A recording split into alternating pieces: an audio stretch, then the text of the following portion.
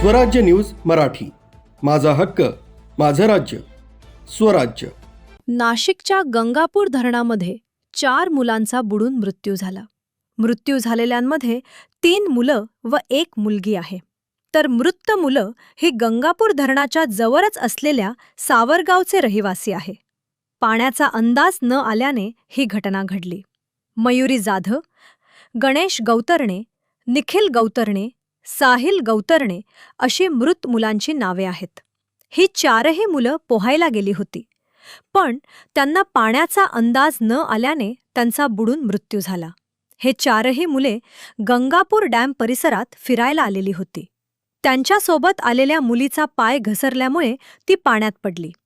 पाणी खोल असल्यामुळे तिला वाचवण्यासाठी तिच्या सोबत असलेल्या या 3ही मुलांनी तिला वाचवण्याचा प्रयत्न केले, पण पाण्याची खोली जास्त असल्याने या 4घांचाही बुडून मृत्यू झाला. ही मुलं गंगापूर धरणाच्या जवळच असलेल्या सावरगावचे रहिवासी आहे. या दुःखद घटनेमुळे सावरगावमध्येही हळहळ व्यक्त केली जात आहे. पूर्ण गावामध्ये शोकाकुल वातावरण आहे. नाशिकच्या गंगापूर धरण परिसरात फिरायला गेलेल्या या 4ही मुलांचा धरणात बुडून मृत्यू झाला आहे. ही खूपच दुःखद घटना म्हणावी लागेल. ब्युरो रिपोर्ट, स्वाती शेलार, स्वराज्य न्यूज मराठी, नाशिक.